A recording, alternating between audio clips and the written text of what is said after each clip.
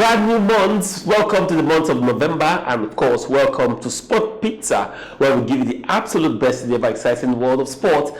Now, November, it's going to be full of a lot of sporting activities as we gradually wind down to the end of the year. And don't forget, December rush in the English Premier League is around the corner, and of course, we'll be giving you all the things you need to know about the happenings in that league. My name is Brownson, and a lot of things happen in sports. Now, also this November, we were playing our last lap of the FIFA World Cup qualifying series. We have 2 more games to go, and the news coming from the Super Eagles camp will not be very exciting one at this moment, as one of our top striker, of course, was injured sometime last week. But there are talks of some retired players returning back to the team, and then you wonder if you are really building for the future. But let's take a very quick break. When we come back, Odior Philippe is around. Of course, he'll be joining me after this time out. Don't go away.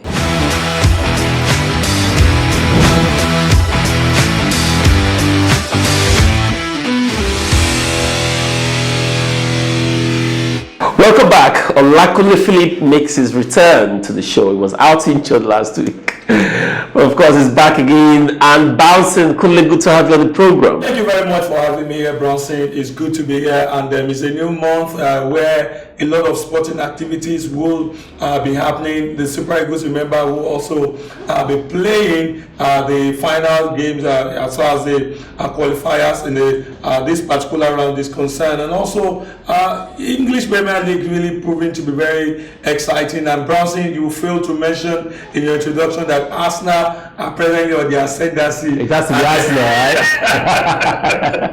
right? You wouldn't believe it that at the start of the league, you saw the way Arsenal were being torn apart. But right now, the gap between even Arsenal and I think Manchester City is just about 3 points or thereabouts. So I think that Arsenal are really coming apart. For AS Roma, a disappointing loss for them against Did you see the game? I don't have to see the game. So if you didn't see the game, there's no. I saw the game involving disappointing loss. No, it wasn't Napoli. That's 2 losses on the bounce for them. It wasn't a disappointing loss because AS Roma fought till the last whistle. The same way they fought. Don't watch the highlights. The same way they even fought against. They were very fortunate against Napoli. If that draw the record. If it was it wasn't luck. Napoli were they were off their gas pedal that day. Now they had better chances. If a team must lose a game, they should lose gallantly. That was what AS Roma did. Come on, you lost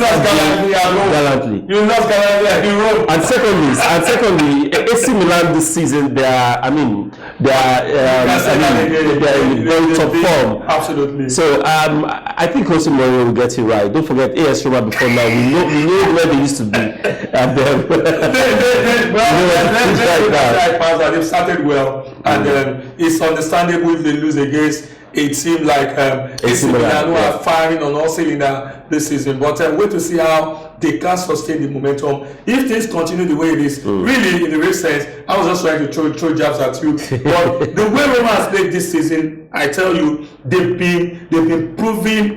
They had not to crack for most of the teams. Even the game against Napoli, they had a very good chance of winning that game, but they should be satisfied to share the spoil in that game. And also that game, the game we're talking about, they gave it their all. They fought, and you could see that anything could just happen in a twinkle of an eye. It happened. But unfortunately, now, since I've been us to start the show on the European front, let's just roll with that. Now, in that same game, there's a player that made the whole difference. A 40-year-old Zlatan Ibrahimovic scored the first goal, caused the second penalty that was converted by Kese, and it was fantastic to see how Zlatan at 40, when we have a Tammy Abraham who is in his 20s, was struggling in that match. Zlatan, there was a goal that was chopped out for offside. Fantastic. Zlatan plays like a scorpion, very dangerous. Very, very dangerous. I think this man, most of the time, he tells the whole world that he's the best player in the world. To everyone that cares to listen, that he's greater than even Cristiano Ronaldo and Lionel Messi. But I think when you look at the result, the antecedent and things they've achieved, I think I bet to differ from that. But I tell you, he's one of the greatest players to ever play football. The round leather. Yeah, he's been absolutely phenomenal. And he doesn't look tired. He doesn't look tired. He doesn't look tired. I can't even believe that he's even up to that age when most of his mates have retired. You're looking at Xavi Hernandez. We're going to be talking about him much later on the show. Some of these guys have retired, already taken to coaching. But Zlatan is over there, getting in goals week in, week out, fighting. I remember last season, he fought tooth and nail AC Milan with his teammates against Inter Milan, because I remember some of the games, the antipathy, the rivalry. He fought tooth and nail with the striker for Inter Milan, talking about that man who has moved to Chelsea right now, Romelu Lukaku. Yes. Always at loggerhead, and most of the time he tends to always have the. I think he didn't have the upper hand in the two games. I think Lukaku, Inter Milan were able to score that, and he wasn't favorably disposed towards that. But this season, they've been fighting on all cylinders. I think that it would be a key. It would be his performance will be pivotal towards AC Milan winning the league. No doubt Zlatan would have a say if Milan must beat Napoli or even Juve. I mean, don't count Juve out. These guys are former champions. They know how to get back to some of this game. So if Milan must win that game, Zlatan must make a statement, which he's already making at the beginning of the season. Now, this weekend is going to be a derby weekend in Europe. Two big games coming up. AC Milan will be taking on Inter Milan. Of course, the both teams plays their home game in San Siro, so it's as good as saying it's home game for both sides. And for the past seasons, Inter Milan have had an edge over AC Milan, but this season, Kunle thinks might just be a little different, because we've seen AC Milan against some teams that you think that they will struggle against, they will drop some points. They've gone all out, home and away to. I mean, they've had just one draw in 11 games. They've won 10. I mean, there's nothing as good as that. They've won like back to back away games. The away form this season has been phenomenal. Yeah, AC Milan this season are proving to be a very top team, and with the way they've started the league, is looking like the teams that will be catching up with them might really have a lot to do. Yeah, I know they have Napoli right now on top with better goal difference, but both teams have played 11 games, won 10 and drew 1 each, and they look like a team. When you watch them play, you will quite agree with me that even when you look at the form of Napoli and that of AC Milan, I think that in terms of performance, AC Milan seem to have a slight edge over Napoli. That's just consistent.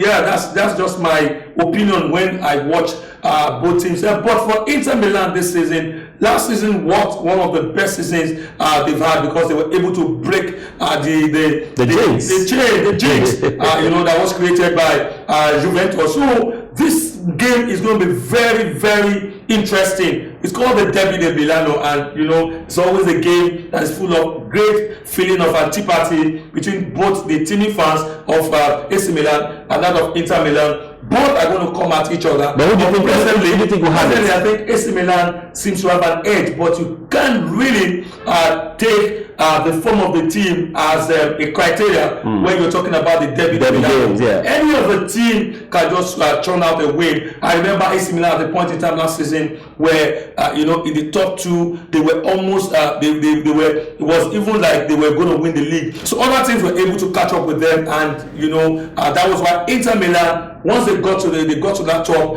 and they stood their ground. So this game might just be for the team that needs it the most. It's all about determination. It's all about zeal. It's all about enthusiasm. It's all about how well the team need the game the most. I can't really predict in terms of form right now. Current form, I think AC Milan have an edge over AC Milan, but over Inter Milan. So, but in terms of the team that will win it will be what will matter is how determined any of the two teams are. Now, Kunle feels that the team that wants it more will get it. But in my opinion, I think both teams want it. Now, Inter Milan feels they have all it takes to defend this title, while AC Milan feels after over 10 years, they have all it takes to lead the Scudetto again. But, I mean, this weekend, all that would be decided in grand style. Now, also in England, we're going to be having another Manchester derby game. Big game for two managers. One is under the fire, and of course, one still got the backing of the management. I mean, if Guardiola wants another 200 million to sign a whole striker, he will get it. That's what he gets at Manchester City. This weekend is not a time for signing player. It will be a time to see which team has Manchester in their coffers. Kunle, Manchester United, I mean, last week we saw what they did. They played a very good game. Of course, came back, got a very good win after they suffered that humiliating defeat by Liverpool. They came back strong. Manchester City on the flip side lost to a team you would never dream of. Imagine. You know, so it's a mix of form going into the big Manchester derby. Yeah, and then when you look at what the management have told, Ole Gunnar Solskjaer about getting results or he gets fired, I think that this game is going to be very exciting. Remember that even Manchester City have to come back from the disappointing loss against Crystal Palace, and that's why I think this game is going to be very exciting. We look at how Manchester United were able to tear Tottenham Hotspur apart last week. I think that the game is really going to be very massive for both teams. It's very important because right now Manchester City and Manchester United are not in a position one would have expected them to be right now, because when you have those areas of stars at your disposal and yet you are struggling to turn out ways. The game against Tottenham has been struggling this season. They've lost a lot of games. Even when Arsenal were not at their best, they were able to churn a win against Tottenham Hotspur. So one of the games that will determine whether Ole Gunnar Solskjaer will stay or not will be the game against Manchester City. I think that one thing I've noticed about Manchester United is that anytime they need a result and when they're playing against a big team, they go all out and of course they get the result. So I think that this game is going to be very explosive. It's going to be fireworks, and just like I said in the Milan derby, I think the team that wins this game the most will get the win. But my mind tells me that Manchester United we just egg this one. Manchester United, according to Kunle, will edge this one, but me, I'll sit on the fence. For stakers, this is not the kind of game you want to involve in your weekend. Just watch it for view pleasure. Both teams might score.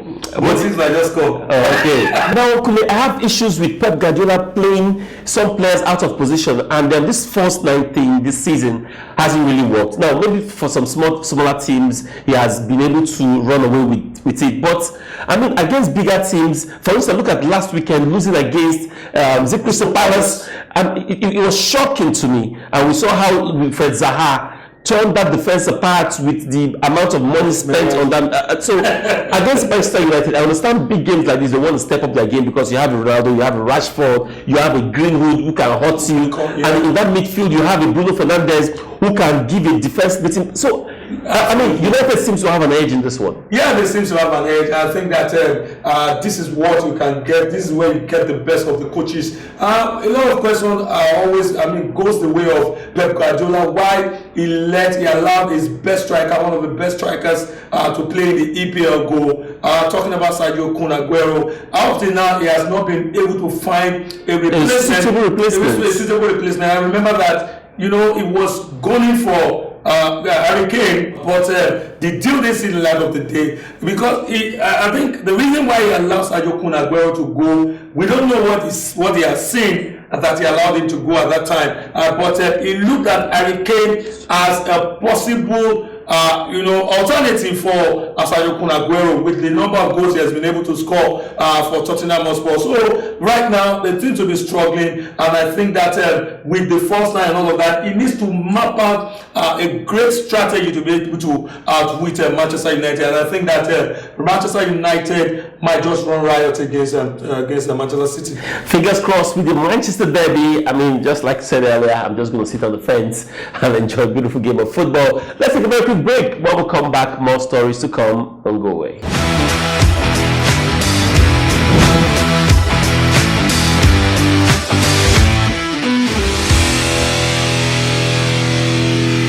Welcome back. Now, this month we're going to be having a double header for the Super Eagles of Nigeria to decide if they will go to the World Cup or not. Don't forget that 5 teams will represent Africa in the finals of the World Cup. Now, like I said some time ago, the World Cup is already on. Qualifying series is part of the World Cup, but the final would be in Qatar, and I think every team wants to be in Qatar because of the facilities we are seeing online. I should be in Qatar, and Kunle will handle the show from here. I'll be reporting from Qatar in the World Cup. Kunle, no hard feeling. All right. Now, not a very good news coming from Italy. Nigeria may be without lead striker Victor Osimhen, who suffered injury before their game last Saturday against Salernitana, and of course that ruled him out, even though his team went on to win 1-0. But Kunle, it was a very sad moment to see Victor Osimhen picked up that injury, and report has it that he might be out for 2 to 3 weeks, and if that happens, it means he's going to miss our last qualifying series. Yeah, a very disappointing one. They were preparing for the game against Salernitana, and he had a muscle sprain, which was very disappointing. Even the coach expressed sadness over that injury, but they didn't allow that to affect them as they went all out, and of course got a 1-0 win, just like you said. But coming to the Super Eagles, this should not be a big deal, because though the games are very important, they are very pivotal towards our qualification into the next round of the World Cup African phase qualifiers. But with the caliber of players we have also in the attack, doing well for their respective clubs, I think if eventually we're going to be missing Victor Osimhen at the World Cup, or probably AFCON, that should be the biggest disappointment. But this should not be a big deal, because we are playing against Liberia, we are playing against the Cape Verdeans. So I think that they shouldn't be. Though it's sad that he's injured, his input, his contribution. Don't forget that Cape Verde is a workaholic. Cape Verde just few points away from catching up with Nigeria. So absolutely, but their last game, we're playing the next game against Liberia in Morocco. The Liberians are down, and they probably they might not be playing with their full strength and all of that. The game is inconsequential to them, but very pivotal for Nigeria. And the fact that we are playing in a neutral ground is an advantage for Nigeria. Brownson, I'm not saying it's sad, because when you look at the contribution of Victor Osimhen in any team, you want to agree with me that most teams will miss him, because he works hard, and when he has a slight chance, he converts them, a half chance, he converts them. But this shouldn't be a big deal with the caliber of players we have in the heart of the attack of the Super Eagles. We have David Okereke in Italy. You watch some of the goals he has scored, about 2 goals he has scored this season. These are breathtaking goals. We have Terem Murphy, though he hasn't been playing well this season. We have so many classical players. Some players are emerging, and they are getting Stephen O'Day. And we have senior man Kelechi Iheanacho. Even they haven't been scoring as well. So you see, you've mentioned lots of strikers, but in terms of that consistency, in terms of performance at the club level, Victor Osimhen still has an edge over all those players, because I think Kelechi hasn't scored. He hasn't been scoring. Yes, he hasn't been scoring. No thanks to Brendan Rodgers. The last season, when he had those chances to play, he was getting in the goals. But this season, Brendan Rodgers, for best reasons not to win, started Kelechi mostly from the bench. He comes in the second half. When you come in the second half like that, you don't seem to always get in the goals. Brownson, let's not forget, Dessa is out there in Feyenoord. He got a goal last week against his Super Eagles teammate, talking about Maduka Ogoye, scoring in the 92nd minute. We have top class players, Brownson. He's just left for the coach. That's why my reservations. When you have over 6-7 players in the attack, any of these guys can So now that maybe because of this and some other fears is making General Rohr to consider bringing back Odior Ighalo into the team. Now he's been trying to build the team for the past 6 years, and if you haven't built a team in 6 years and you're trying to go back to a player that have retired from the team, so I'm wondering if we are really moving forward, if we are really building. I don't know what we are doing with this coach at 6 years, if he's trying to talk a retired player back into the squad. I first heard the story of the striker talking about Odior Ighalo from the president of the Nigerian Football Federation, Ahmedu Pinnick, and I looked at him. What is he talking about? You are bringing in a striker who has retired for 2 years, who plays in the Saudi league, though he's scoring, he's getting goals. I watched some of his goals. Are we talking about building a team, or we're just confused? Because I don't seem to understand Pinnick coming out to say, Odior Ighalo has talked to himself and the coach have been in talk. What is he talking about? I think how many strikers do we have? We have over 7 strikers in Europe right now. This is the best time in almost 30 years I've been watching football. Brownson, this is the first time we have arrays of strikers proving they are meant to week in, week out for their respective clubs. And some of them are not even getting in the loop. And then we're talking about bringing Odior Ighalo, someone who has retired, back into the team. What are they thinking about? What are they building? How many years is General Rohr going to spend building the team? He has over 6 years. Like we always say, Clemens must have spent only 5 years. He gave us a very formidable team. We won the African Cup of Nations in 1994. We got to the final in 1990. We got a bronze medal in Senegal 1992. What has General Rohr done? Right now, when you watch the Super Eagles, you just feel so disappointed with the way they play, and you are not even so convinced that even Brownson, the coach of Central African Republic, came out to say they were robbed against the Super Eagles because that the 2 goals the Eagles scored against them were offside. The first one scored by Leon Balogun. I don't know, when you watch the goals. Let's not just talk about it. But the coach of Central African Republic coming out to say that he is tactically better than the team is tactically better in terms of Super Eagles. That's Super Eagles. And I agree with that. What does that tell you? It tells you that the Super Eagles are nowhere. You are not even certain that will be able to beat Ighalo'S of Liberia. And the coach is not on the fire. He's not on the fire. He's very relaxed. Pinnick will just dish out instruction. See, a colleague of ours on Facebook, when the news broke some 2 weeks ago, said that General is the only engineer who builds a house, and when he gets to the roofing level, he returns back to the foundation. He's so confused. He's not the only one that is confused. Even the president of the Nigerian Football Federation, Ahmedu Pinnick, is confused because they're running the affairs of football in Nigeria right now like no more. They look absolutely untouchable. It's amazing. Like I said the other time, Brownson, I was doing well. 20, we struggle to qualify for. Even look at the Super Falcons. Look at the game they played against Ghana. Don't get angry. We understand these things. I understand. I've stopped putting my emotions on the line when I talk about Nigerian sports because I'm very young, but I don't want to have BP for Nigerian sports. So you have to calm down. Maybe this guy needs water right now. All right, now report has it that Xavi is close to taking over at FC Barcelona. Is that deal going to see the light of day? There's been a lot of hype around Xavi Hernandez, and of course, no doubt, he's a club legend. Won a lot of Champions League and a lot of league titles with FC Barcelona, but does that result to being a very good manager? Maybe when he signs, we would know. Also, Billionaire Club, we call them Billionaire Club because that's what they are. Newcastle United are still in search of their first win in the English Premier League, and of course that search would continue maybe by January when they begin to spend some pounds. But of course that fortune might change in January when they begin to spend money and bring in those talent that they think might win them the title. Time will tell. Kunle Philip, thank you very much for coming on the program today. Yeah, my pleasure to be here, Brownson. All right, Kunle. Now before we say goodbye on the show, let's give you some updates on basketball. The Mavs, the Rosen top score with 32 points at the Chicago Bulls ended the Utah Jazz unbeaten start to the season, and that will come up on a Sport Pizza Player of the Week. Enjoy it. I'll tell you what, he just wanted that ball. Gobert off the floor, although as Stacey mentioned, Whiteside pretty good as a rim protector. Good cut, Levine! He's Whiteside in the game against Bradley. Bradley with a block. Yeah, he's running. Get to the big cup. Feed him. Oh, he's wide open. And they couldn't find Bradley cutting. Here's Levine spinning into the defense. Mitchell, lob for Whiteside. And Bradley's there for the defense. He saved it. What a save. Wow. Mitchell stop and go.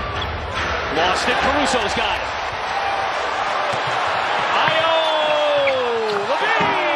Levine. Good follow-up. You know, defensively, even though the Jazz are really good defensively, a lot of it has to do with Gobert. Oh, give me that. Derrick Jones Jr. the backside. There we go. Free throw. Off the Vucevic screen, it's Caruso. Taking Gobert to the rim. Oh. AC, don't do. Rosen's going to come back at some point. Getting the breather now. Levine, free for three. Oh, Sriracha. Here's Levine. Steering for the defense. Challenging White.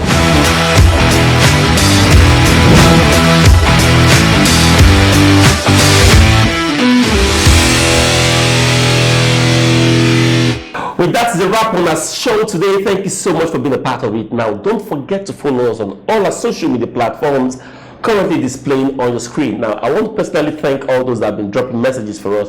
We really appreciate all your messages, and we read through them and we appreciate it a lot. Now, also don't forget to go to our YouTube channel right now. It's Sport Pizza, and of course, subscribe. You can also watch previous episodes of Sport Pizza. My name is Brownson on behalf of the production crew. Thank you so much for watching, and enjoy the rest of your day.